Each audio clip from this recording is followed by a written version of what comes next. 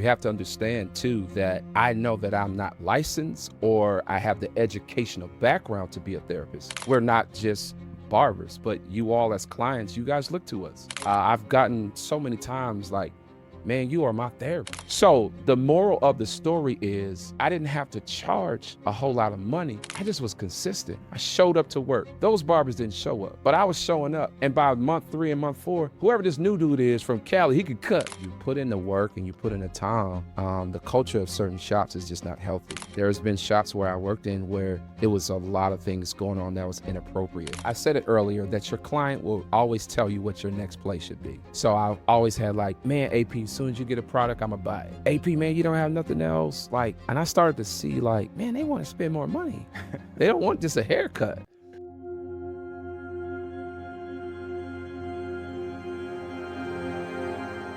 What's up, Double Down family, and welcome back to another explosive episode of the Double Down podcast. This is your host, DeAndre Woodson. Now, you already know this week I've got a phenomenal guest joining me, all the way from Dallas, Texas, my brother, Alton Phillips III. Now, Alton is not just any barber. He's a powerhouse in the industry. He's got over 335 5-star reviews on Booksy. He's an educator. He has his own product line, Gentru, and he's the brains behind the VIP Barber Lounge, a true icon in the Dallas market. And if that wasn't enough, he's also the host of More Than a Barber podcast. So we're about to dive deep into talking everything from starting from 0 clients to pricing, to marketing, to the enhancement trends, all wrapped up in the richness of the Black barber culture. So this is one that you need to buckle up for. Get your notebooks ready, and let's double down on the insights. Alton Phillips III. Man, what's up, man? Thank you for having me, man. That's a incredible intro, man. Thank you so much, man. You know, it's very deserving because you do everything, man. Yeah. And the range is deep. Wow. So I want the audience to truly understand who I'm sitting with today. For sure, man. Thank you, man. I'm honored to be here, bro. Honor. Man, the industry within itself is a $350 billion industry. Yeah. I don't know if the everyday person actually understands how much money is spent in this world, brother. Mm-hmm. Talk to me a little bit about the journey that you've come on, as well as where you want or you can see this thing possibly going. Because the money is uncapped, right? So that isn't an issue. So any barber that wants to transform and take themselves to the next level, you could basically just do it because the money's there. What's up, risk takers? Welcome back to the Double Down podcast. I'm your host, DeAndre Woodson. And if you're ready to stop playing small and start building the empire you are meant for, you're in exactly the right place. Before we dive in today's game-changing episode, do me a quick favor. If you're listening on audio right now, smash that follow button and leave me a 5-star rating. It literally takes you 3 seconds. And if you're watching on YouTube, hit subscribe, ring that notification bell, so you never miss the strategies that could change your entire life. Absolutely. You know, when it comes to the barber industry, you said it best. The money is there. The opportunities are there. Right. You can literally go to whatever height, whatever level you want to as a barber. You can go wherever you want to go. But what I like to say and what I like to teach my students is that don't necessarily focus just on the money. Focus on being really dope at yourself and your product. Okay. Like present yourself in such a way and get really good at one thing and then take that particular thing to the next level. Because if you're a dope person and you put the time in and you develop as a barber, as a professional, the money will come. You won't have to go looking for it. It will in fact become the thing that looks for you. So when you said become great at one thing, what is the one thing you think you're great at? The one thing that I think I'm great at, that's kind of hard. Okay. That's kind of hard. But if I had to answer your question in one, I think I'm great at customer service. That's my secret sauce. Okay. Haircutting is cool, but I'm intrigued by how well I can get to know this particular client. Because if I get to know him or her, for that matter, and then give them a dope cut, I know for a fact that they're coming back. Oh, yeah. And so my strategy is to, number one, build that relationship. And after building that relationship, build that consultation as well within that relationship. What type of haircut do you want? How'd you find me? Did you find me on Instagram? Did you find me on Google? Did you find me on Booksy? However they found me, that's kind of like I'm already trying to get a feel for who they are. And with that, I'll know which direction to go based on what their response will be. But for me, I know for a fact that no barber in the industry can outserve me when it comes to the area of customer service. That's powerful, because I never really even thought about that side of it. But as you were speaking, I was thinking about, you're right. My barber is low key my therapist. Yes. My barber is low key my pastor. For sure. My barber is low key, other than my wife, the closest person to me that knows the most intimate things about me, because he's created that safe environment for me. And I know he gets the opportunity to see so many different men and hear different situations. So the input that he has to me is something that I hold at a really high level, because he's seen so many different people in so many different walks of life. So there's plenty of times where he told me, it's like, hey, youngin, do it like this. Absolutely. You know what I mean? So Absolutely. when you're saying that, it is a customer service based industry. Yeah. And I don't know if people look at it like that. You have to, and you have to understand too that I know that I'm not licensed or I have the educational background to be a therapist, but I know hands down that that's what we are. Right. We're not just barbers, but you all as clients, you guys look to us. I've gotten so many times like, man, you are my therapist. I've gotten that as well. But I didn't take it as, man, like, how do I handle this? I take it as I'm actually walking in my calling. I'm walking in my purpose.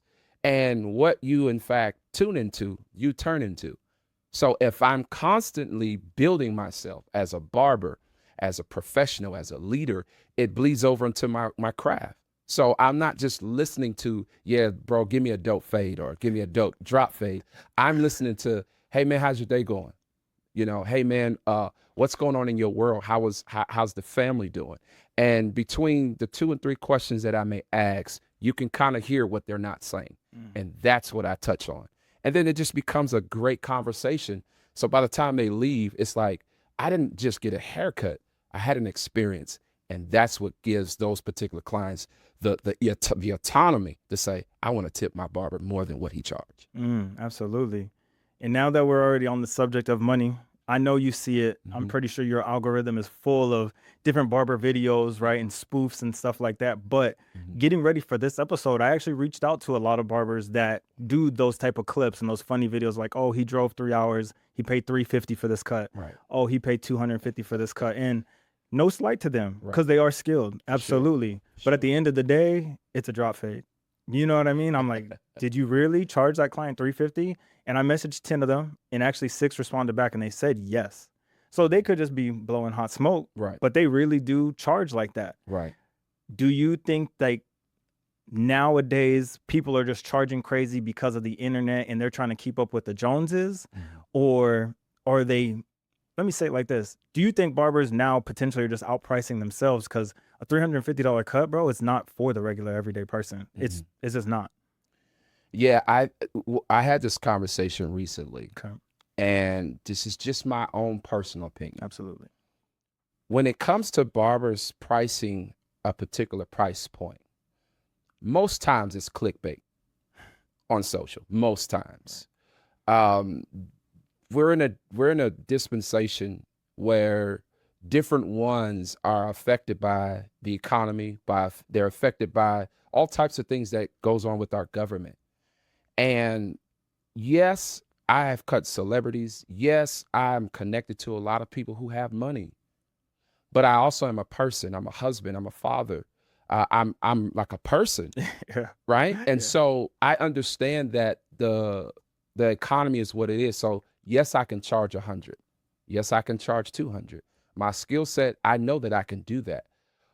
But what my fear is for the industry is the guys are going to outprice themselves. And at a certain point, they may have to come down on their prices, because you got guys that can cut just as good for $50 as a person that's charging $300. So my fear is, at what point are you going to go or max out? And some barbers are going to price themselves out. And eventually, this is just me, I think they will have to go down on their prices. And so when you think about the market and the industry is what you make it. I have clients, hands down, that pay me $400, that pay me $500. And I'm talking about just for a beard. not a haircut. Yeah. And they're not paying me that because that's what I charge. They're paying me that because I am who I am. So my thoughts are, for the barber that's charging that much, create an experience that's so dope, that's so incredible, that you will force them to pay more than what you charge because it's value there. It's an experience. And I know a lot of people are like, man, I'm going to give an experience. I'm going to give a hot towel. It's bigger than a hot towel. Right. It's bigger than giving a guy a facial, right? Are you ready to turn your dreams into a reality? At Deviant Consultations, we're here to guide you, complete white glove service every step of the way. Whether you're starting your credit repair journey or you're looking to get business funding, we've got your back.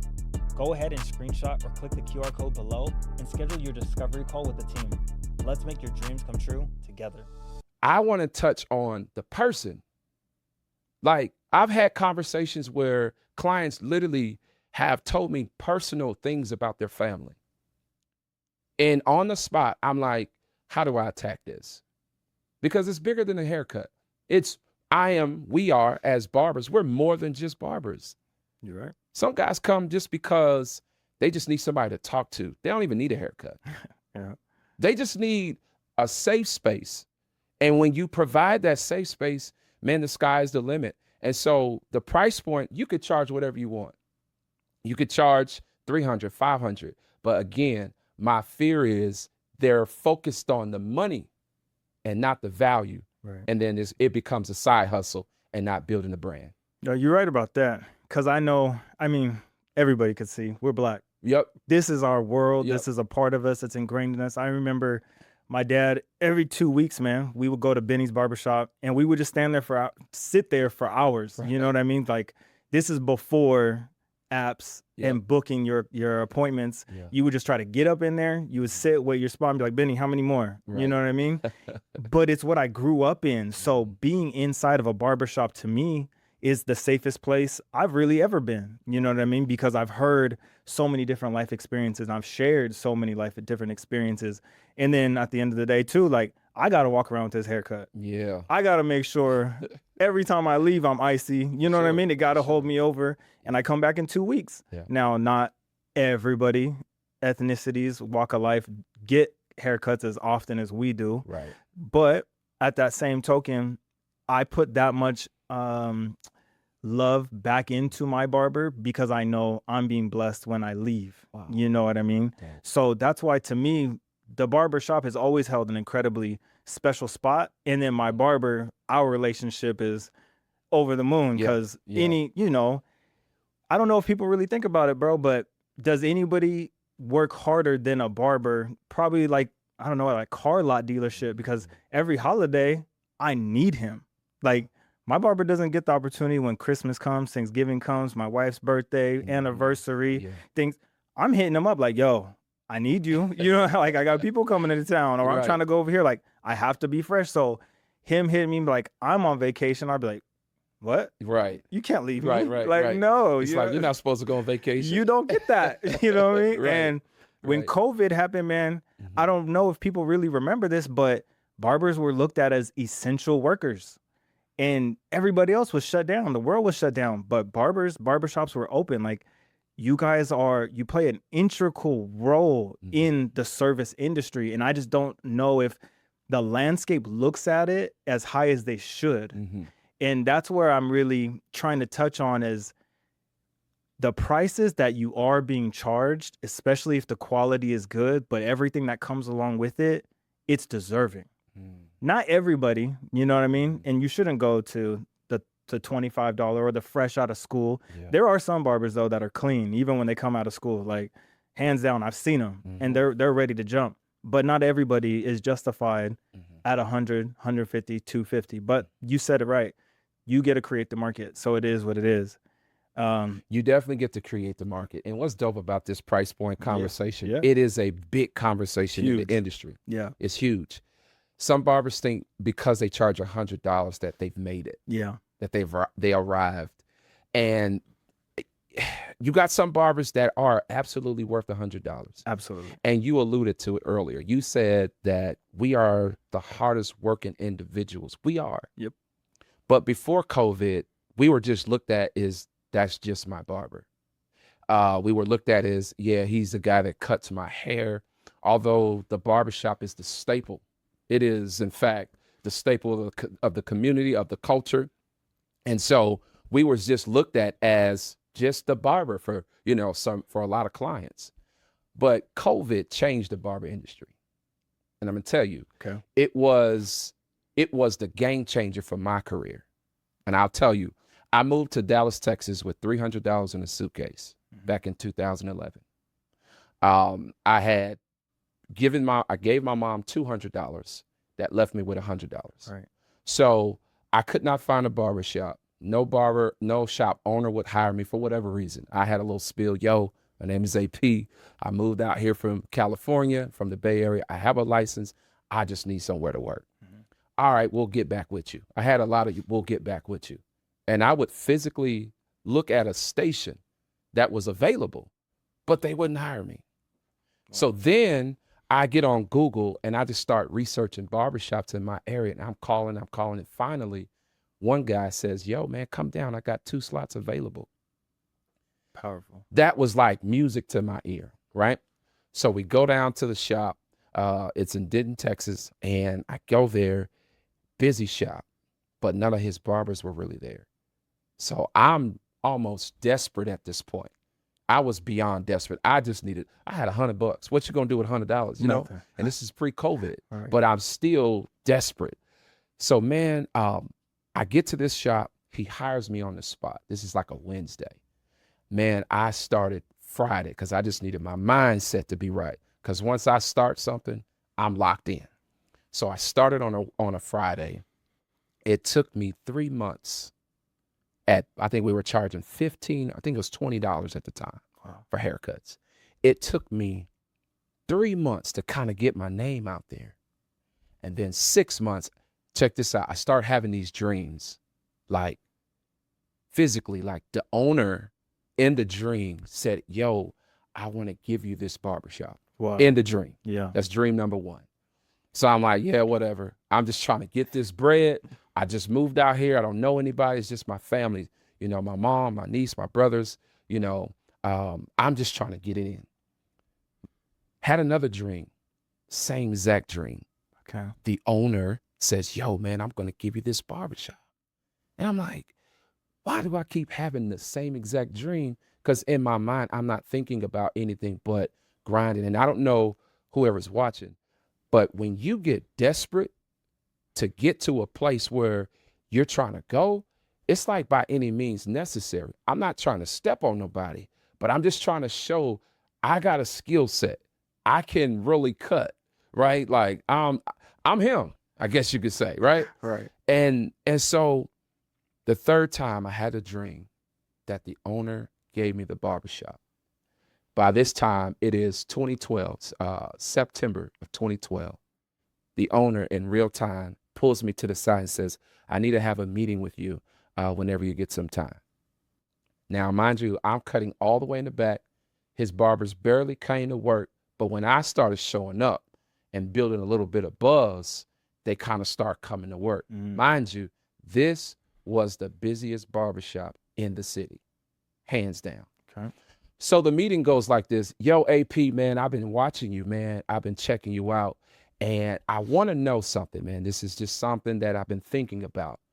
The owner says, I'm getting ready to retire, and I want to know if you want to take over my barbershop. Blessing. I had to take a pause. Like, I don't have any money. I don't have any business credit. I don't have any of those things. So he's like, nah, I'm retiring. You can have it all. I'm a pivot. Man, I became a shop owner that day. I signed a contract. He gave me the barbershop. Wow. With his barbers. All he wanted me to do was let him stay there till the end of the year, and it was all me. And that's exactly what happened. Incredible. So the moral of the story is I didn't have to charge a whole lot of money. I just was consistent. I showed up to work. Those barbers didn't show up, but I was showing up. And by month 3 and month 4, whoever this new dude is from Cali, he could cut. Like, I want to get cut by him.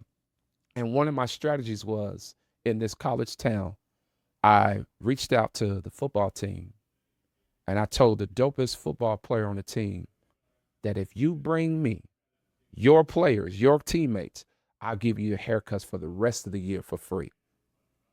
And it was on. Next level marketing. It was on. Yeah. And he did just that. So shout out to my guy, Mike. I'm still locked in with him to this day. Yeah. So when we talk about prices, I think you should become more consistent with, again, going back to that, just get really dope at something. Get really good at, like, either it's cutting hair, or it's your systems, or it is the way that you approach your marketing or your customer service. Whatever that looks like, become really good at it and eat, sleep, and breathe that one thing. Not planting all these seeds everywhere else, but plant that one seed, nourish it, and watch it bring you a harvest. This is going to be an education for the audience. I could already tell.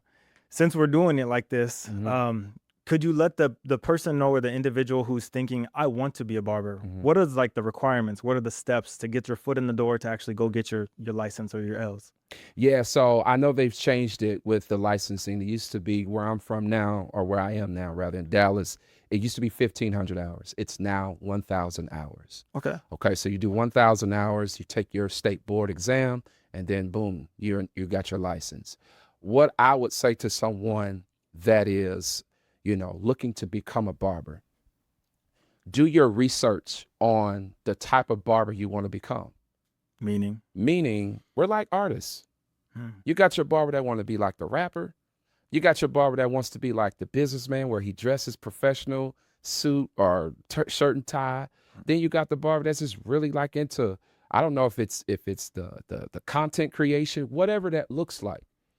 But more importantly, find the type of barber that you want to become and study that barber. Furthermore, you don't want to get into the business just for the money, because you'll burn out. You got a lot of barbers, which goes back to our conversation earlier, they're burnt out and they're operating on fumes. And so they are leaving a bad name for the industry, when they're not the face. They're just guys that got into it with the wrong motive. So when you, as a barber, you're saying, yo, I want to become a professional. Now you have full autonomy to find that shop or that owner that you want to pretty much be a mentee. And I always tell barbers that get you a mentor, because you'll get there faster. So get you a mentor and allow that mentor to pour into you. Don't become arrogant. Don't become prideful and think that you arrived because you got a couple of clients. Remain a student, do your hours, and when you get out of school, again, sit under that person, that barber, that shop owner that's going to pour into you and not use you or manipulate you.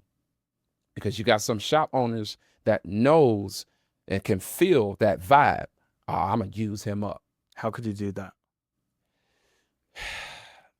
You have to, as a person, you have to look at the energy and the vibe and the culture of the shop. Okay. What type of culture does they have? He or she has. I just interviewed a guy the other day. He talked about they closed down one shop, and the shop that they closed down, someone had enough money to open another shop.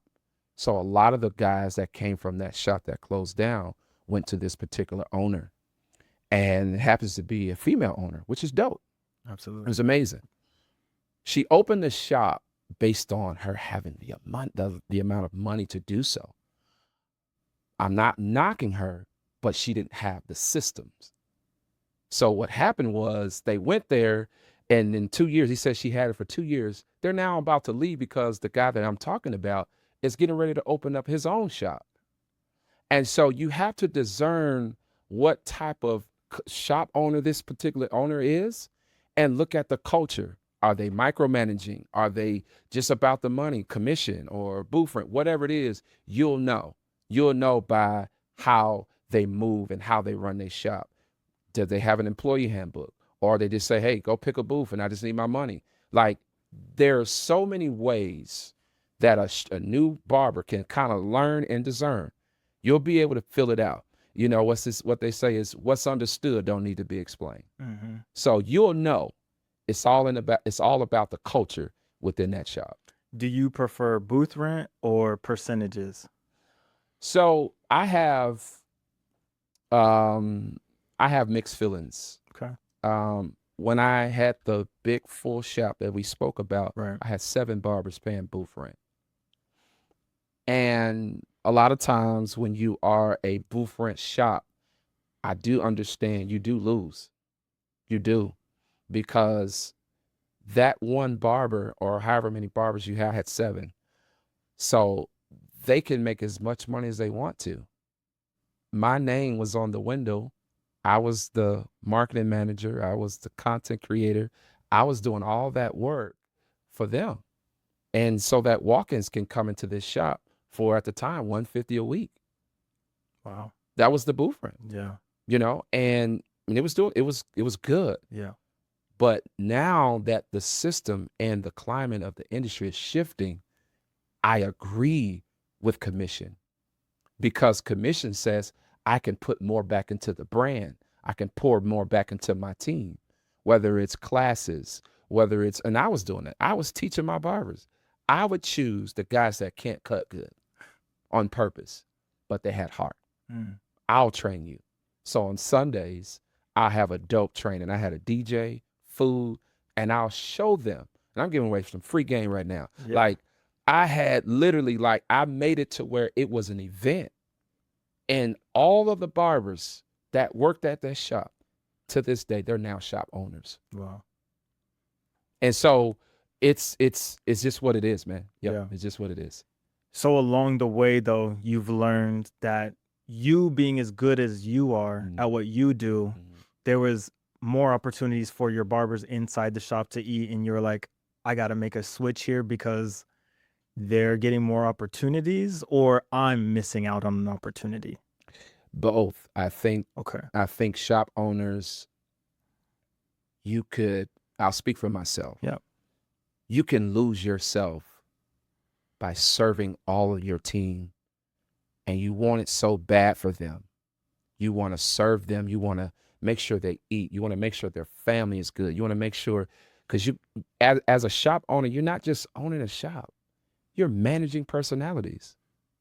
This guy may be an introvert, where he don't want to talk a lot. He just want to come in, do his thing, take care of his clients, and he wants to leave. Whereas this person over here, they may be outspoken, very good, and they could potentially have a better personality than the owner. And so now, if the owner is not secure within himself, that could be a thing. So it's not just, you see what I mean? Yeah, It's it's a not lot just, more. it's way more. That's why I say we're more than barbers. I'm literally learning personalities. Yeah. You're a leader. You are someone that the community looks to. So yes, I say figure out the system that works best for your brand as well as your team, and don't lose yourself as the owner in the process, because it can happen. I'm telling you, it happened to me. It happened to me, bro. How does a new barber start from ground zero? No clients, no reputation, maybe just fresh out of barber school, and you get that, the little kit that Yep. they give you. What do they need to do? I know you said focus on who you want to be, how you want to act, and like carry yourself, but what should they do to build their base and to actually start getting their own clients? Because maybe they don't have an owner like you who is allowing walk-ins, but also bringing in walk-ins. They could just be sitting there the whole day and making nothing. And you don't get any booth rent off that, essentially. I mean, you do, Right. but they don't make anything. Right. What do you say to that individual that's starting off and like, here, this is the foundation for you to catapult yourself with like some basic steps? You want to, the basis is obviously cutting hair, Right. right? But again, I had a mentor. So shout out to Brandon Lyles. I grew up in the city of Vallejo, California. Total Image was the barbershop. You had Brandon Lyles, who was my barber from, 7th grade to college. But Brandon cut hair with his dad, Mr. Amos. And Mr. Amos was the OG. And I never forget this.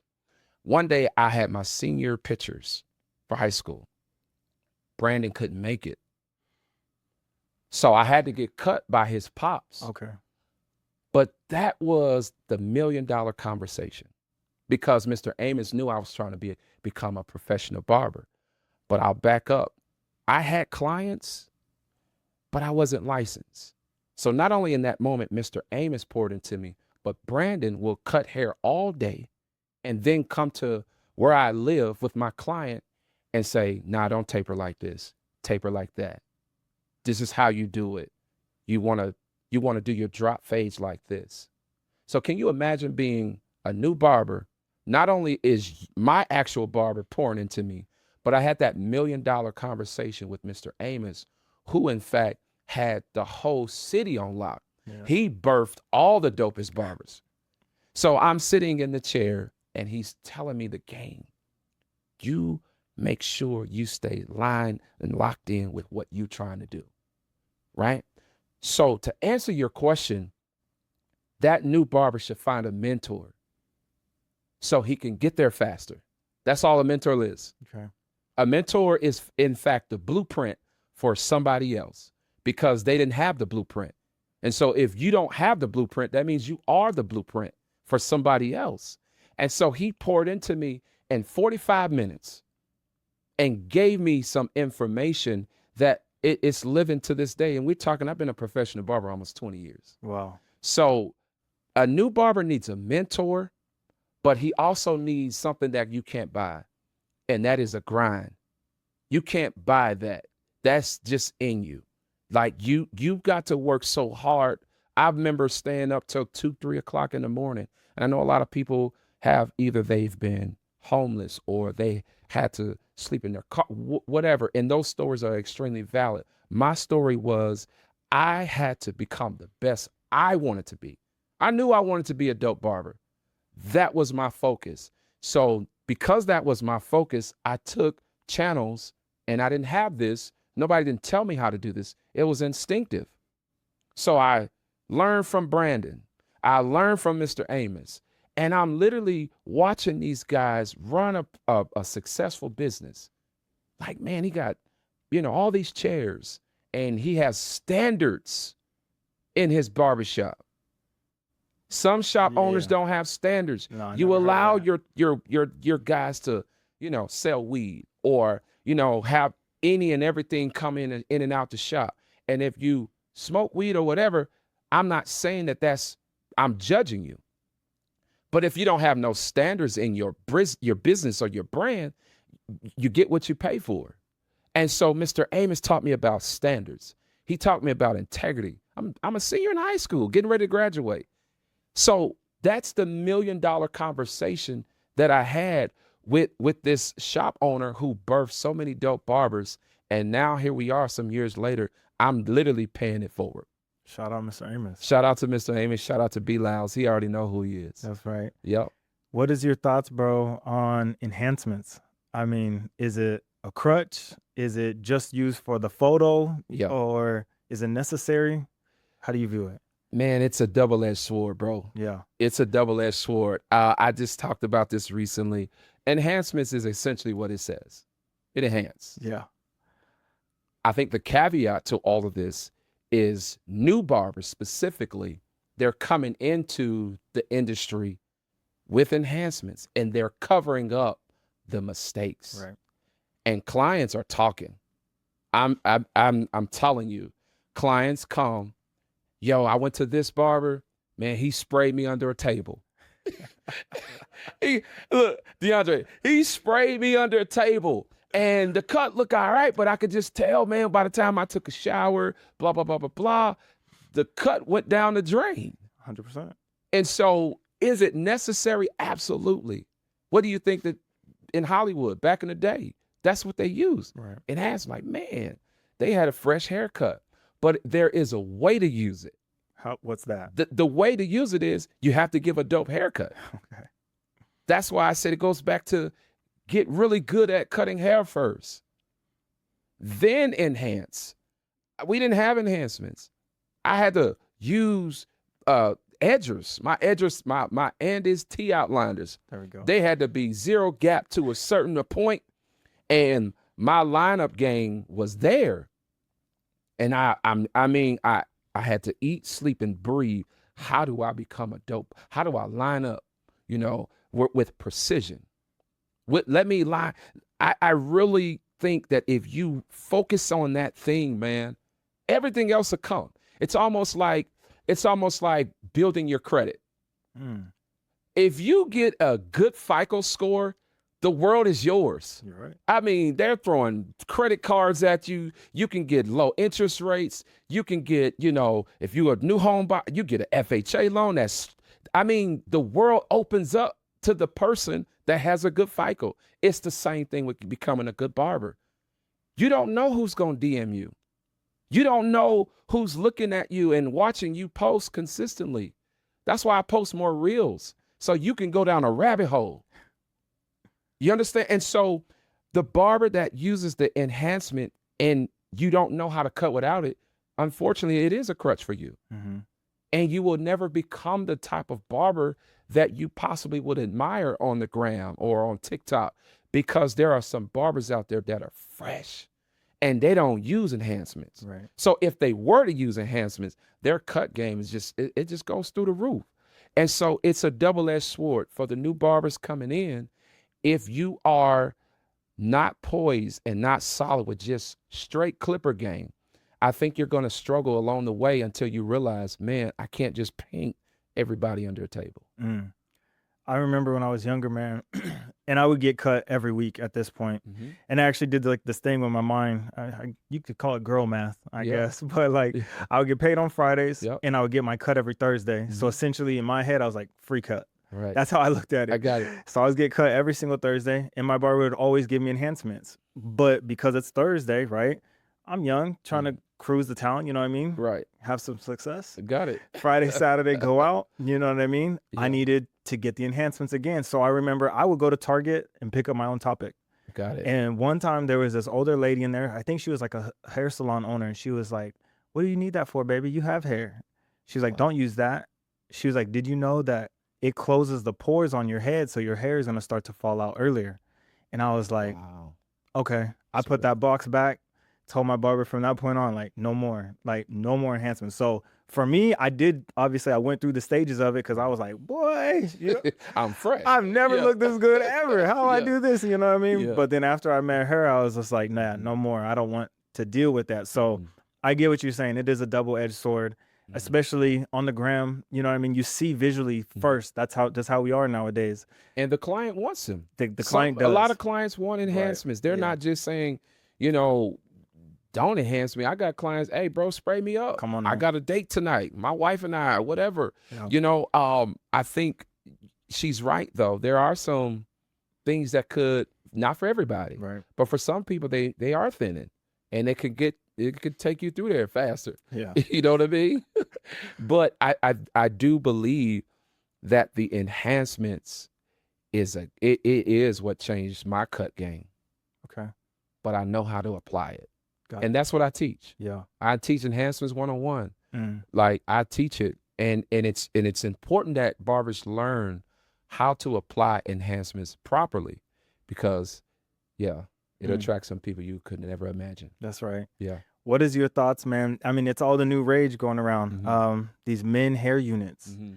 I know obviously the men that are needing them. You know what I mean? It's the confidence booster. It's they lost their hair early on, and they don't want to be that person. So they're fine with spending $600, $800, coming back every 3 to 5 weeks and getting a new one put on. But what is your thought about it, and how do you feel about this new wave of the male hair units? Yeah. I personally don't do male hair units, but I know the guy that started. I actually just DM'd him the other day. Shout out to Wade the barber. He's from Baltimore, I believe. He's from Baltimore. He made $1 million plus. I know some. Doing they're hair killing units. it. They're killing California, it. Killing it. And I have no problem with it. I mean, it's really to the client. Some clients, they're in front of, big guys, they have to look a certain way. Their image is everything, obviously. Yep. I have no problem with it. I think it's another service that is under that particular barber's belt that can cause him or her to make more money. I really believe that the more you learn, the more you earn. Readers are leaders. So learn as much as you can. And if this is your wavelength, go for it. I think it's a game changer for the person that wants to learn it. I saw there was a guy who started to do the installs and learn it, and then now has basically stepped away from being a barber, but he holds classes teaching other new and up and coming barbers who want to have this in their tool belt.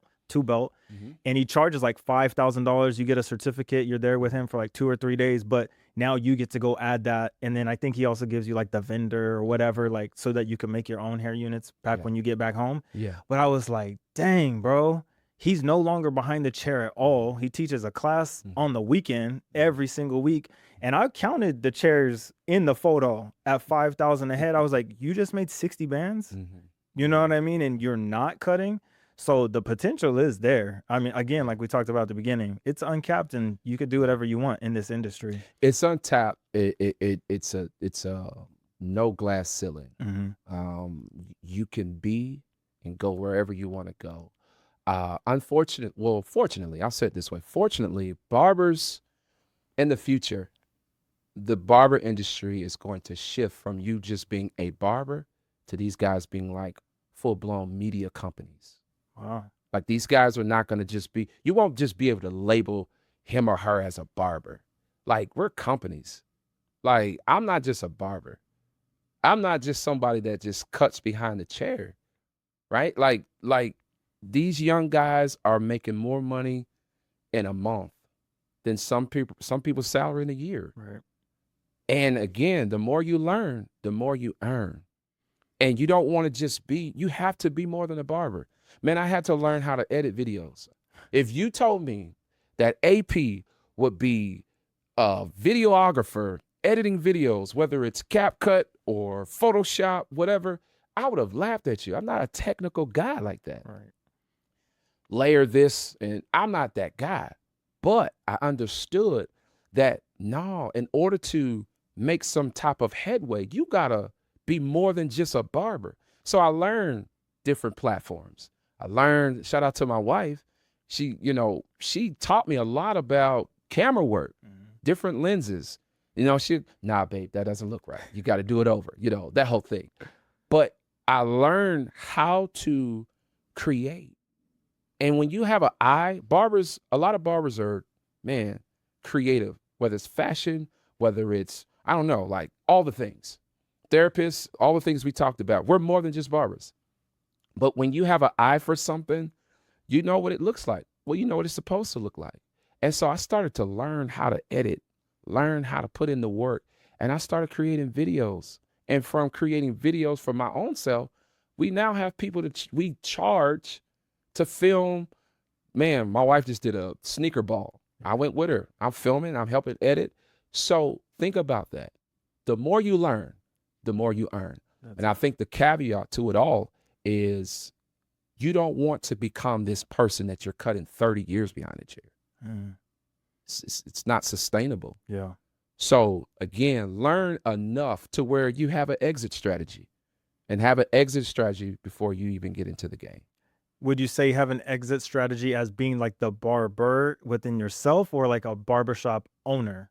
Because do you think like a barbershop owner actually needs to have an exit strategy, or can they just continuously buy barbershops, groom new barbers, and they don't have to cut anymore, right? But they're just cash flowing off of other people's work like that? I think it's the perspective of the individual. Where do you want to be? For me, I know my time is coming to an end, in terms of cutting hair full time, because when you are getting pulled in multiple directions and you are a visionary, it's hard to stay behind the chair. Right. It's kind of like, at some point it's just going to expand and explode. But I think it's all based on the person. You may want to just be a shop owner, and that's okay. Or you want to own multiple barbershops. That's great too. I think it is based on the individual and where they would like to go. I know for me, I want to create something. I'm not going to say it right now. I won't give it, it's a God-given vision. Okay. And I know in due time we'll be able to share. But my goal is not just to create barbers. My goal is to teach as many young cats to be leaders. Like Powerful. Come in and lead, and I pour into them. Again, mentorship, a lot of guys I don't think you can really put a cap on mentorship, but I feel like guys just need a mentor, somebody I don't have nothing to gain. I just want to pour. And then as I develop leaders, you pay it forward. Like that's what, man, I have this shadow, I don't even know what to call it, but it's like a shadow class. It's just something, a client / barber. Hey man, do you do shadows? I'm like, tell me more. I know what it is, but I want him to tell me what he's looking for. What do you mean, like shadow boxing? He wants to shadow by watching me cut. Okay. Right? Okay, like that's apprenticeship. Like apprenticeship. Okay. That service never existed before. Gotcha. In my arsenal, if you will. So he's like, yo, man, I would like to shadow you, AP, blah, blah, blah, blah, blah. And I said, wow, okay. And this is something I'll tell a barber that's looking to pivot. Your client or your peer will typically tell you what your next play should be. Wow. That's how it happens. If you don't know what's next, read your comments, read your DMs. And I kept having all these guys, hey, do you offer classes? Hey, do you offer shadowing programs? Blah, blah, blah. As a matter of fact, I do. I do. As of today? I do. You know what I'm saying? Right. As of today, I do. Right. But so we started like a shadowing program. They come in, they shadow me, and I'm literally showing them what to do on our level. Yeah. So now I'm indirectly building leaders. Link in the bio. Boom. You know what I'm saying? Right. And so I think that the end goal is whatever that person want out of the industry. For me, I want to pour into the next man up, build leaders so that they can have some of the most sustainable, dope barbershops, chains, whatever it is in the industry. Powerful. What are like the cons of being a barber or being in a barbershop? I mean, you got to think also you're around men all day long. So, you know, you are, I think you said it earlier, like you are what you turn, or you said something. What you tune into, you turn into. There we go. Yep. That was awesome. Thank you. So if you're around negative people, negative energy, different people coming inside the shop, right? I'm sure it's very hard for you to turn off the switch going back home and not treating your significant other in a certain way or manner. So if you could talk about a little bit about the cons, or like even physically, right? Like I'm pretty sure you could get like carpal tunnel if you're doing this for years on end. So please educate the people on cons of. The cons is just simply what you said. You know, you put in the work and you put in the time. The culture of certain shops is just not healthy. Right. There's been shops where I worked in where it was a lot of things going on that was inappropriate for a father to bring his son. I always say, you know, if you want to be successful, you gotta connect with people that are doing what you desire to do.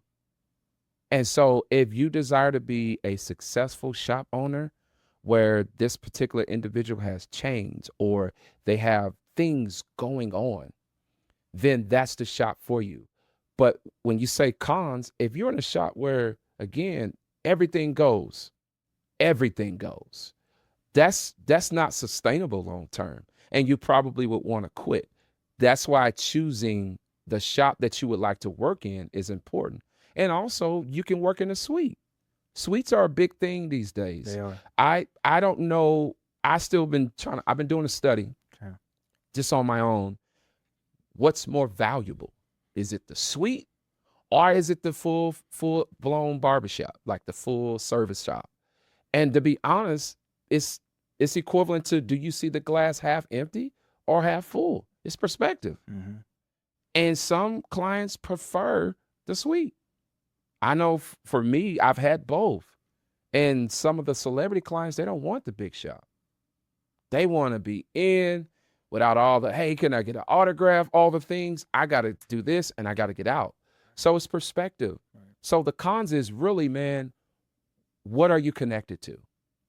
What have you been trained? And it is not just the barber shop, but it's also the barber college. That's a huge thing. What school did you go to? Yeah. What was some of the practices that you all were a part of? That's major. And so again, it's all about your foundation. It's all about the seeds that have been planted. You know, a lot of barbershop owners, they've built their house on sand to the point to where when the first storm that comes, it's a wrap. I mean, they got the floors and the lights, the ring lights and all the things. And they built this beautiful brand with no foundation. And so now what we're looking at is a beautiful box. But when you hire somebody that may possibly get your shop rated, you hire somebody that you don't know where they come from. And so now to the question, man, this has been the worst experience, the con side of things, ever my career. And now I don't even know if I even want to be a barber anymore. So the school that you go to matters. The shop that you work in as a new barber matters, right? And more importantly, what you feed yourself. You know, it's hard sometimes cutting 8, 9 hours a day, 10 hours a day.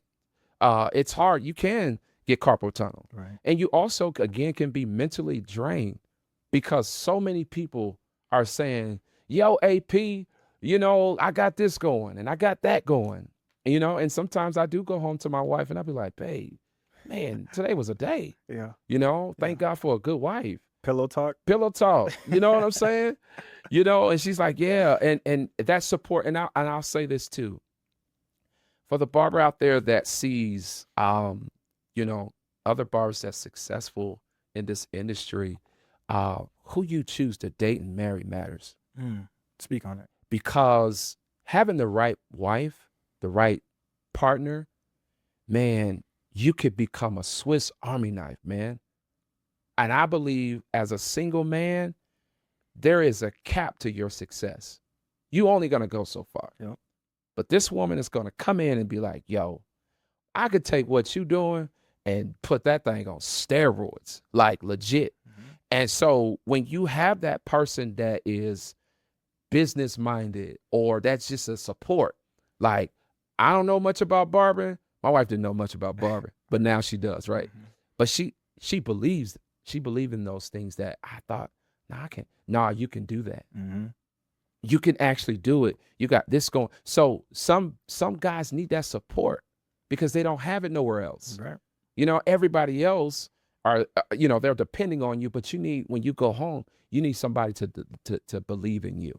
I'll double down on that. Yeah.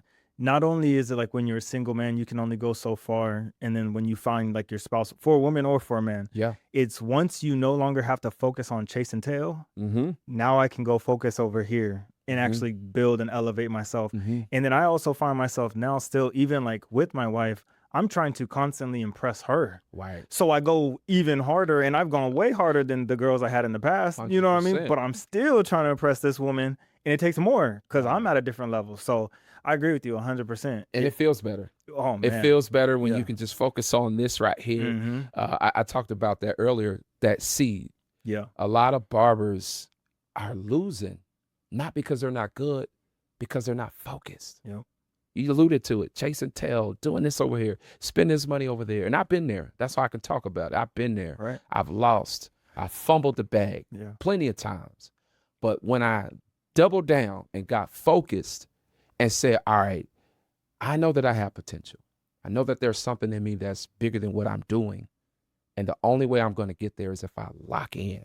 And I mean, apply pressure, like legit pressure. And I don't have the words in this conversation to even convey the things that I have experienced when I locked in and start focusing on this one thing, this one person. And so to the barber out there that feels confused or like, man, I know I need to go this direction, but I got all these things pulling me in all these other directions. I promise you, man, if you double down and focus like on that one thing, I promise you, man, like the world is going to open up to you. That's a fact. Absolutely right. Man, speak a little bit about your own product line, Gentru. I mean, because I know, or please share at what stage in your career was this something that you could now focus on? Because it's a new endeavor. Like you were saying, like focus on one thing, be great at one thing and grind. So at what time in your career were you like, I can peel back a little bit and I can go down this area and add this new layer to me? That's a great question. I said it earlier that your client will always tell you what your next play should be. Okay. So I've always had like, man, AP, as soon as you get a product, I'm gonna buy it. AP, man, you don't have nothing else. Like, and I started to see like, man, they want to spend more money. They don't want just a haircut. And so I went and I did some research. I bought product bottles and all the things without having a name, without having any type of like direction, because a lot of barbers gatekeep. Yep. They do. They gatekeep. So it's cool. You got to figure it out. And I'm one that if I want something, I'm gonna figure it out. You can't stop me. And so I figured it out. And I'll tell you, I'll give the game away. Barbers have to learn artificial intelligence. AI is not the future. It's like legit the present. Like it's here. Mm-hmm. It's not going anywhere. And part of why I say I'm more than a barber is because I study like the industry, but I also study what other creators are doing. And so I'm like, why would I sit here? I didn't have a name. I didn't have all these things. So I used ChatGTP to help me. Yeah. ChatGTP helped me create a luxury beard product. GPT. ChatGTP. You know what I'm She's saying? saying GPT. Yeah. So ChatGTP, or I call it chat, right? Yeah. AI, Yeah. all those things. My bad. No, you're good. It taught me and it showed me I can create a brand without thinking of off the top. You're right. So I use artificial intelligence to help me create Gentru. So I started giving it the correct prompts, not just speaking into it, but the right prompts give you the right game. Mm-hmm. And so ChatGTP helped me create Gentru in such a way where now we're able to, sponsor shows. We're able to, give these particular products as a model and as an example in our own brand, in our own work. This is how you use it. And of course, when you got a good product, people gonna want to buy it. Right. So at one point, I had all these people tell me, hey man, you need a product. I followed it, but I didn't have a name. Chat gave me the name and I'm like, Gentru is it. So Gentru came from AI. The name means hero. Who don't want to be a hero? Fire. Right? So it's a luxury brand and you become a hero when you use it. How did you figure out like what it takes to make products within itself, like beard oils or palm oil? Like what did that process look like? Just studying. Okay. Again, you have to study. Two things can be true at the same time. You can work smarter, but you also can work harder. All right. You just have to choose. And in this case, I wanted to work smarter. I didn't necessarily want to have to be a chemist and do this and do that. So I figured out a faster way to get there. And I studied and we figured it out, what oils to use, what beard shampoo to use. And it's a foam shampoo. So it's not like an actual liquid. It's a foam that has a great fragrance to it. It has the lavender and peppermint fragrance. So when you put this, beard wash on your beard, man, you're gonna feel like, okay, this is the right product for me. That's what I'm talking And so yeah, man, we utilize it and we sell it in the shop. We sold like crazy when the store opened up online. And today, if you want to buy it, you can go to our website, vipbarberlounge.studio. You're going to see everything. We got, of course, classes on there. We have, you can buy your beard products on there. Everything is there. It's one of those websites where it's all things what we do. That's right. Yeah. Have you tried to like get yourself or get your products into like competitions and stuff like that where those people that are competing that day are using your product out on display? So, I mean, essentially whoever is in the building, gets to see your product all the time. I know you'd have to give it away, Sure. right? But it pays off in the long run. Have you ever thought of something, or do you already do something like that? Yeah, we haven't got there yet. So we just launched like 2 months ago. Oh, wow. Okay. Like that we was just launched. There we go. Just launched and it's been doing very well. So as you know, we do have a podcast as well. Yeah. And we just did episode 100. Congratulations. We had thank you. We had Raekwon from Wu-Tang Clan. He was our guest for our 100th episode, and that show was sponsored by Gentru. So when you look at that show, you'll see, man, it was just amazing to see all of our product and the things like that. But that's a great idea. But we're just getting started, and so that's a gem that we're gonna take full advantage of. Got you. Yeah. What did it feel like watching that episode, or knowing, hey, or even saying this episode is sponsored by Gentru? What did that feel like? I'm gonna be honest with you. In all seriousness, you never know where your gift is gonna take you.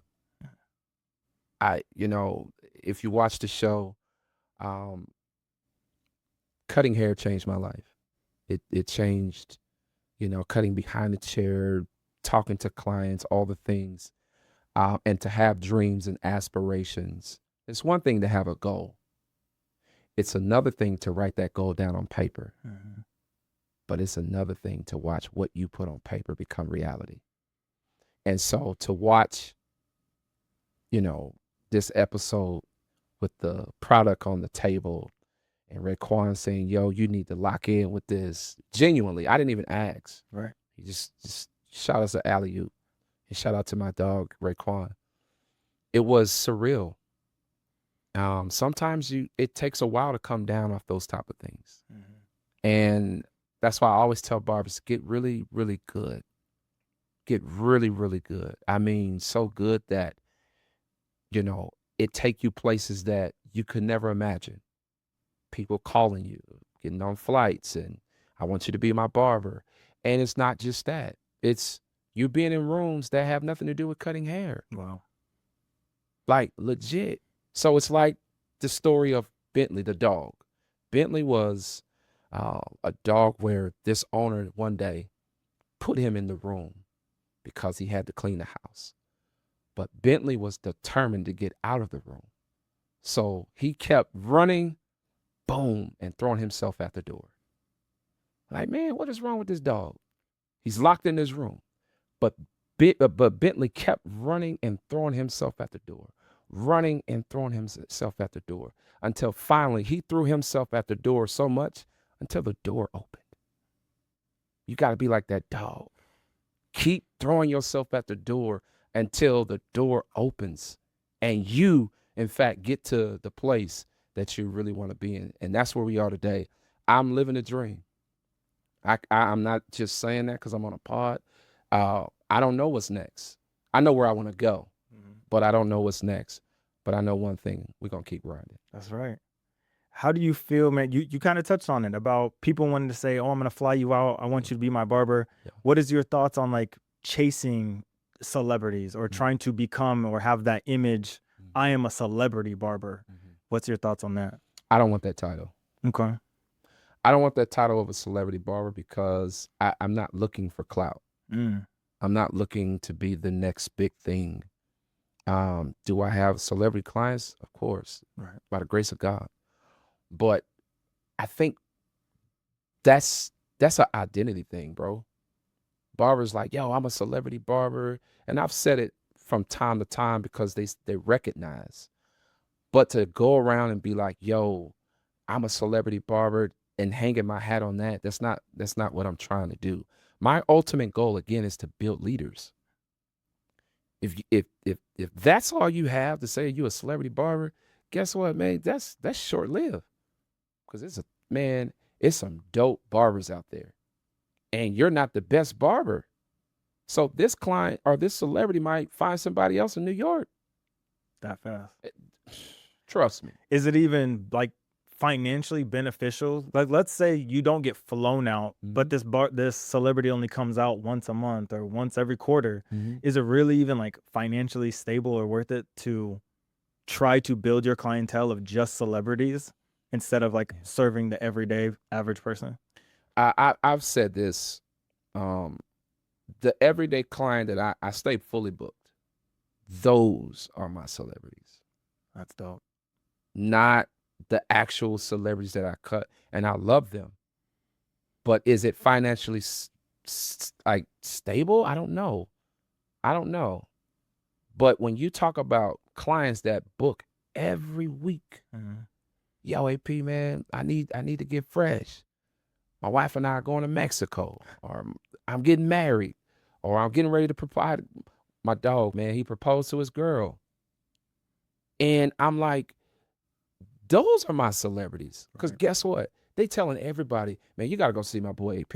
You're right. AP. So I think if that barber says, I'm putting more focus on my clients, those are my celebrities. These are the ones that I'm depending on. And I always say, your client don't work for you. You work for your client because they are the ones that's paying you. Hey man, what you want today? How can I serve you today? And I have this new thing that I do. I have this tall mirror and I cut with my client in the chair so that they can look at themselves the whole time. Really? It's a new play. It's a Okay. God-given gem. Yeah. Like, I didn't used to cut like this. Okay. But it's psychology. I'm going to touch on it after you, but go ahead. Yeah, it's psychology. They want to look good anyway. That's why they come in here. All right. So one day I started cutting and letting them look at themselves and all the things. And they're like, I saw one of my clients, he just kept looking at himself, like doing this little move, like, yeah, man, you know. I said, bingo. He taught me what to do next. They want to look at themselves. And if you're a dope barber, that's even better because it's like you're giving them a dope service. They can look at themselves the whole time. And guess what? They're going to tell somebody else. It's all psychology. Barbering is psychology. That's why we talk about the psychology of customer service. It's part of what I teach. It's all psychology. It's not, hey, what's up, fam? What you getting? No. Clients can feel energy, man. This is what it is. 100%. So it's that. And so, you know, we started to cut with them in the mirror. That's how I cut now. And, you know, these guys, shout out to all of my clients. Those are my celebrities. Those who I work for. I work for them. And I give them the best of the best. So hence why we have almost 400,000, I'm sorry. I'm about to say 400,000. It's coming. It's going to be there. Yeah, 400 5-star reviews. And I don't even ask them to write a review. Wow. I never be like, hey man, give me a review and I'll give you a discount. I don't do that. Yeah. What I do is I tap into what I'm gifted at, not just cutting, but man, let's have a good experience. And the rest is history. So my barber, like, he does a suite and he redid and rearranged and he took everything off the wall and he painted it. You know what I mean? And during the process, I got cut up twice during this process. Got it. And both times he has a new mirror that was still on the ground before he put it on the wall. Mm-hmm. And as he was spinning me, I got the opportunity to look at myself during the process. Absolutely. And it irked him. He was like, why do you keep doing that? He was like, you know, it's a process. Like, why do you keep looking at it? You know, I'm going to get it right. Like, we've been locked in for 5-6 years now. Right. And I was just like, bro, I'm not going to lie to you. I think it's better if I get to look at myself while you're doing your thing. And so you told him that? I told him that. I was like, don't you feel like it's more appreciation? Like, right. I'm watching the artist do his art. And he was like, nah, I don't like that. And I'm like, oh, okay. Right. So it's funny that you saw it and you've been touching on it. It really is your perspective on how you choose to look at life. So here's the thing though. Yeah. I was like that too. Okay. We call it mirror checking. Don't mirror check me. Okay. I think that's what he said. So I get it. Yeah. But when I start to, and I cut in the suite now too, it's a big suite or whatever. But when I started to pay attention to the client, it's all psychology. Yeah. Forget what I feel. Yeah. Forget about him mirror checking me. Doesn't matter anymore. Because in my head, it made sense to me also. I felt like he was giving me the opportunity to create content also. You know what I mean? Like a whole experience of being able to show the process. Right. And I can post it for him, tag him too. And it's a free piece of content for him too. But absolutely, you're right. It is perspective. It's perspective, man. Yeah. So yeah, it's all about how you deem and how you feel your service and your experience should be for your client. Yeah. But I just found a new wave, man. It worked. Yeah. I'm telling you, it worked. I want to ask, bro, obviously I know your skill allowed it, the grind, the effort, the work allowed this to come to fruition. Mm-hmm. But how do you stay booked all the time? Mm-hmm. Like, I'm sure the apps help you, right? Or Booksy or Get Squire. There's a lot out there, right? Yeah. How do you continuously stay booked week after week after week, month after month after month? Yeah, so this is a good question. It's a challenge for me that I like to see if I can, stay booked. Like, man, how do I, get this person to come back into my chair, especially the new clients? So I'll give some free game away. For a period of time, we talked about being content creators. So I started to get this little area and light it up. And I started recording videos for first-time clients. Like, yo, what's up, man? Thank you so much for coming in today. I wanted to personally thank you for being in my chair today. I would literally record a personal thank you video, right? Yeah. And Booksy, this is what I use. They allow them to put their number in there, all the things. So I would click on their name, their number pop up, boom, I send that video to them. That's one thing. Mm-hmm. But I know for sure I'm going to give you a dope cut. In that dope cut, I know for sure I'm going to have this consultation that makes you feel comfortable. Again, it's psychology. Think about this. You got a big meeting. You heard about this barber. You done your research, but you really don't know how he cut for real. Right. You got some barbers out there stealing cuts, posting other people's work, all the things. So you're nervous at this point. What is that? That's psychology. I know this going in. So I'm like, hey, man, look, I'm going to put you in the mirror. And you're basically saying you want to drop fade, but you want me to be careful because your line is thinning, as an example. It's a big thing. So as I repeat back to them the service, and I'm listening to everything they say, and I repeat that back to them, I already got them. Mm-hmm. I haven't even cut them yet. So now I've gained that credibility. I've given them a great cut. Not only that, I'm learning about this person. Hey man, where are you from? You know, what brings you to the shop? Yeah, man, I saw you on the ground. Man, I must have popped up in your For You page, man. Something like that. But I'm building. And as I'm building, man, by the time I'm done, we done had a long conversation. Guys that don't even normally talk. He's like, man, this is the first time I ever really talked to my barber. Mm-hmm. Got him. Then we cap it off with that video. So it's layered. So finding ways to stand out amongst your competition. What are you doing? Or let me ask it this way. What are you willing to do that your competition is not willing to do? There it is. And those are the things that allow you to stand out. I started doing all those things. I started sending texts. I started, just saying, hey man, if you tag me in this post, we'll work something out. Like I just started doing all types of things. I already know that I'm a good barber, but you have to be more than just a barber. Because you could be a good barber and not talk. You could be a good barber and just have your headphones in. You could be a good barber and be rude. But on the other hand, you could be a good barber and have great customer service. Give them a great experience. And more importantly, make them feel comfortable and build their confidence back up. He's going to tell 10 people hands down. So that's how I stay fully booked. Gary Vee touched on that too. He says, for anyone who's starting a business, go through everyone in your contacts list and you make a personal video letting that contact know what your business is, but not trying to sell that person. Do me a favor. Can you send it to 3 other people that you know? Wow. So let's say you have 300 contacts. You know what I mean? You make 300. You just take 4 hours, 5 hours out of your day. Right. Personal message. And now you're hoping your friend essentially gives you 900 potential clients, but you didn't sell to any of your friends. So they don't look at you differently. You know what I mean? So that right there. I didn't even know Gary Vee said it, and I'm a big fan. That's a game changer. Wow. While you were saying that, I was like, oh, you are next level, bro. Thank you, man. Yeah. Thank you. There's so many gems and so much game that's been given away on this episode. I truly hope the people that are interested in it, or not even, you know what I mean, listen to like, oh, wow, I should kind of have a different expectation for my barber. Right. You know what I mean? If there's people out there that are willing to do and go above and beyond like this, because this is next level. Thank you, man. Yeah. I appreciate it. With More Than a Barber podcast, brother, what's the goal? What's the dream? What are you trying to do and change the world with that? Like, what is everything going on? Yeah, man, that's my baby, man. I have been podcasting almost 3 years now. Congrats. 2.5 years. Thank you. We hit 100 episodes as we talked about earlier. And the goal is to be a machine for new barbers. Be a machine. They can go on there and find the best guests. We've had some of the biggest guests already in the industry. And we're learning how to, in fact, give them the tools that they can use.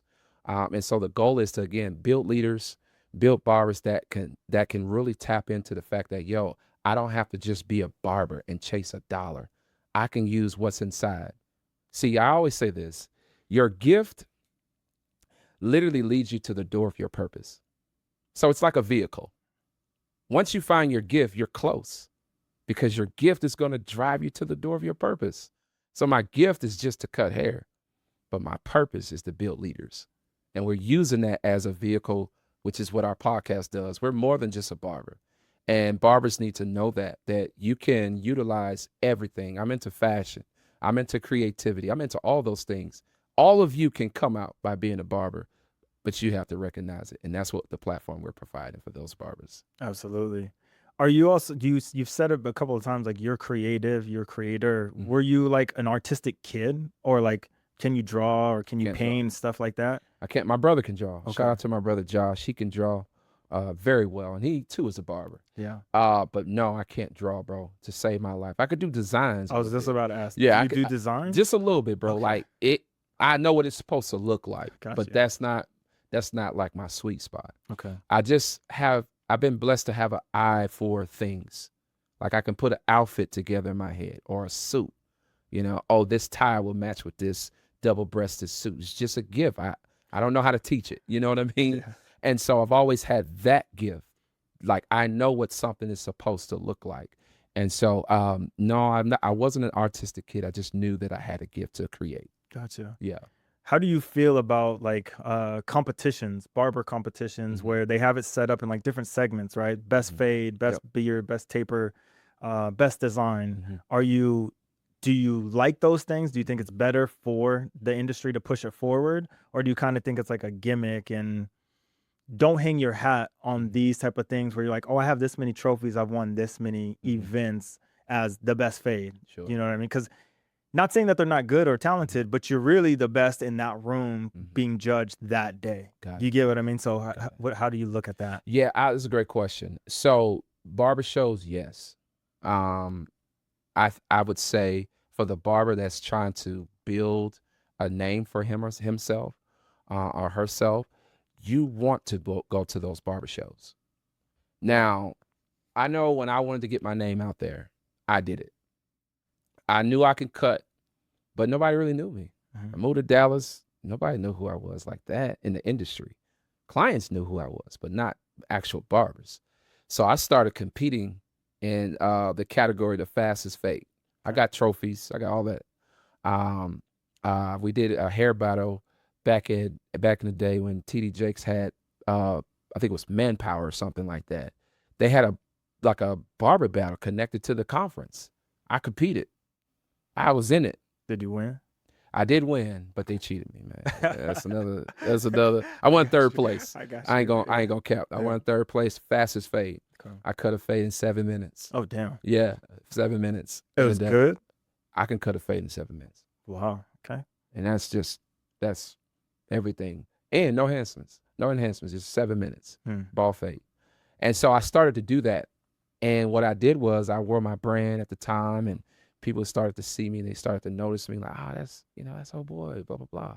So to the barber, go to as many shows and compete as much as you can. Even if you're going to lose. Because guess what? That's not even a loss. That's a lesson. You know what not to do for the next show. Go to as many shows as you can when you're trying to build your brand, build your name, all of the things, because what happens is you're now getting exposed to barbers that's better than you. That's how you get good. Go and cut around people that are way better than you, whether it's sheared work, whether it's, beard lineups. It doesn't matter what the case is. When you go and lose on purpose. You know you're not going to win. Go lose on purpose. At least you know what to do, what it takes to go into these particular barber battles. And now you just become that much more experienced. So should a barber actually be a part of those? Yes, absolutely. Network. That's the cheat code. That's the cheat code. You talked about our podcast. Man, I've gotten connected to barbers that they one call, one text away. All we're doing is just building our database. Same thing with the barber hair shows. Build your brand by networking. Network, get to know people, go and, give free product away. Just do those things so that you can get in the room. And I have this new saying, man, just get in the room. Yeah. I don't care if I'm all the way in the back. I never forget, I went to Eric Thomas's conference. It was called the 120 Conference. Wow. This is 3 years ago. And it was Eric Thomas. It was CJ. It was Inky Johnson, Tabitha Brown. It was a bunch of people. And I flew by myself Yeah. because I don't just go to barber shows. I go to be like empowered as well.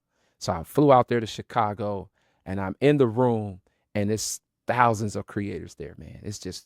The energy was crazy. So that at one point they said, hey, yo, do you guys have any questions? Line up right here. You know how they do at these conferences, put the mic.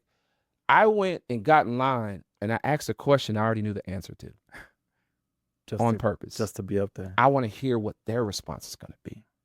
You know who gave me a response? Eric Thomas. What was the question? My question was, hey, man, how do you build a nonprofit organization and how do you get that name, to expand? Simple question. Mm-hmm. He's like, oh, man. And he gave me an answer. He's like, man, you guys got to put yourself out there, connected. And this is what asking questions does at these conferences. It's not about what the people on the stage say. It's the people in the room. Mm. You bought a ticket for a reason. And your community is not the people that look like you. It's the people that think like you. That's your community. So all these people start coming. Hey, man, here's my card. Hey, man, I can help you with your nonprofit. Hey, man, it just became this big ecosystem that built something bigger than me. So yes, shows are important. Hair shows, barber shows, personal development shows. Barbers need to read books. Don't just be a barber, read a book. I mean, Think and Grow Rich is a great book because it talks about mindset. Napoleon Hill, Think and Grow Rich is a great book. Right. Mindset. Most of your conferences that you go with, they start off with mindset because that's what matters. It's everything. That's everything, right? Mm-hmm. So the barber that wants to build his brand, go to a show, even if you think you can't win. I love it. And I'm going to ask you this question in regards to, because I know that there's somebody who's possibly out there and feels this way. Mm-hmm. Have you ever felt unappreciated or undervalued? 100%. 100%. What was that like? And then what did you do to get over that? First off, clients before COVID, I mentioned that for a reason. We were underappreciated. Oh, he's just a barber. I'm going to just go to my guy. He's just a barber. But client exposed how valuable barbers really, really are. Man, you got guys cutting in the backyard, for $200 because this guy had a Zoom meeting with his boss. Or cutting in his garage. I was cutting in the garage. Man, it's going to be $100. I'm risking my life. Mm-hmm. Clients start to see how valuable barbers actually are. We're a service-based business. We're in a service business. And so we all at one point felt undervalued. That's why a lot of these barbers charge what they charge, because clients didn't appreciate us for a long time. You get married, you call us. Funerals, you call us. Weddings, prom, engagement. You got some pastors. I cut pastors too. Like you celebrity, you call us for everything. But yet and still at one point we was just barbers to you all. And so now that the tables have turned, we are now at a point to where we are, we need it in such a way that I always say, man, my swag is in my hand. Your swag is in my hands. Like and I'm being funny, but I'm just saying y'all need us. Right. And so clients have that we didn't get that appreciation for a very long time until now. Mm-hmm. Now you got all these posts of clients like, man, these barbers crazy, charging this price and that price and all the things. Right. Well, I think it's just what they call the reciprocity. Mm-hmm. What we put in all these years, we're now getting it back 100-fold. 100-fold. Yeah. And I know you're right, because I only specifically go to my same hair braider, Yep. my same barber. Yep. You know what I mean? And it's I have an image to uplook. It's a way I like to look. Right. My wife likes to look. Everyone has this expectation of this is who DeAndre is. Right. You know what I mean? So yeah. And I mean, again, I was ingrained in this, you know what I mean? So every 2 weeks, it was just normal for me. It's no big deal. And then I also remember hearing Jalen Rose saying it a long time ago. It was like Jalen Rose said, everyone, you need to pay your barber $100. You need to pay your barber $100. Like, if you cannot go to an event where you're supposed to look your best, and your barber isn't there to do it, do you go to that event? And I remember listening to it and I was like, nah, I just won't go. I won't go look for another barber. And look how I important won't that go image is. 100%. You know what I'm saying? So that's where I started, where I was just like, okay, yeah, the Yeah. value is, and that was just normal, you know what I mean? But my barber also knows I'm coming every 2 weeks too in our relationship. But I could also hit him and be like, I need an emergency, For sure. you know what I mean? And he'll make it happen For for sure. me. So that love and that respect is appreciated. Absolutely. Man, this one for me has been one that I've wanted to do forever. Yeah. Honestly, just again because of I grew up in this culture, Yeah. and I want other people to get an understanding of like how much it truly means to us. It may not to every other culture, because I think out of when I was doing the research, out of like the $350 billion that is spent in the hair care industry, everything, I think we made up like 52% or something like that. So, and I don't think anyone else was even close. I think it was like 10. Like the gap is crazy for black dollars spent in the hair care industry. Absolutely. But I wanted to be able to show every single asset or facet of you as a person and as a barber. And then hopefully they gathered something from it and they look at their barber a little bit differently. But I want you to take the opportunity here now, man, and talk to the people who are thinking about jumping into this, scared, right? Because that's how it always starts, is everyone is too fearful of doing something that they don't know. And then also to the individual who's in it and is like, I want to give up because I'm not that celebrity barber on Instagram, because they're seeing all these videos all day of cashing out at the end of the night and they've made 3,000 and they did 150. If you could, man, this is your camera. Talk to those two individuals, because I feel like they need to hear it today. Cool. Man, first of all, man, before we get into that, thank you for having me on this show. My pleasure. It's an honor to be here. This has been an amazing opportunity. And to the barbers out there, here's what I'll say. One, do not treat this like a side hustle. Treat this like a brand. Treat this like a company. Understand, I talked about ChatGTP. Put in a prompt into ChatGTP. What is the most popular business out there today? Whether it be Google, whether it be Apple, whether it be Amazon, whichever one. Then in bite-sized chunks, break it down and see how you can apply that to your brand. Study and utilize this as a company. You're not just a barber. You're a business. You're a therapist. You are a confidant. You are a leader. And treat it as such. Because if you treat it like a side hustle, that's where burnout comes in at. And when you compare yourself to the next barber that probably is making 3,000 a day or a week, you're literally shortchanging yourself, because comparison is the thief and the robber of your joy. And so treat this like a brand. And to the barber that wants to go to the next level, what have you accomplished on your vision board or in your goal book that you haven't accomplished? Start there. Start there and allow yourself, first off, permission to accomplish these things. Because again, if you're comparing yourself to the shop owner that you're working under or working with, or to the famous Instagram content creator, because that's what we are, you're gonna burn out in that regard. And I want to tell you a secret. The barber that's really winning on the ground, it's not your best barber. He figured out how to be himself. These guys are now finding themselves, and they're content creators. They have personality. And guess what? There's something in you that you hadn't tapped into yet that's waiting on you.